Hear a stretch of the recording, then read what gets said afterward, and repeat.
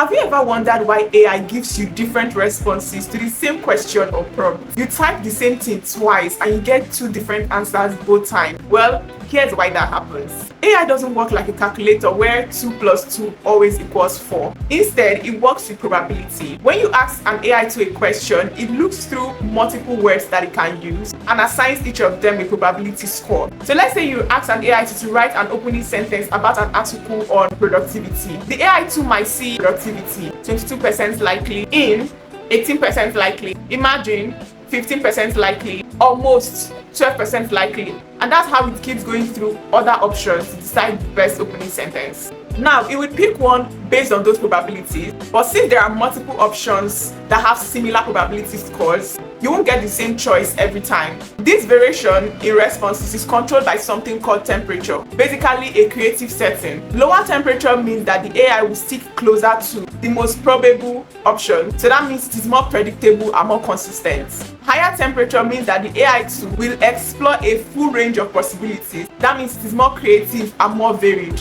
Most AI tools run at a moderate temperature by default. Essentially, they are predictable enough to be useful and also creative enough to offer fresh perspectives. So when you get multiple answers from an AI tool, I want you to know that it is working exactly how it has been designed. So it is basically sampling for multiple probable options rather than returning a fixed response every single time. Now here's what that means for you. If you want consistency in your AI responses, you need to be extremely specific in your prompts. The more constraints you add, the more narrower the probability range becomes. But if you want variety in your responses, then use this AI probability to your advantage. Run the same prompt multiple times and then choose the one you like the most. If you learned something new from this video, make sure you hit that subscribe button to keep learning more about AI in 2 minutes or less. Bye guys!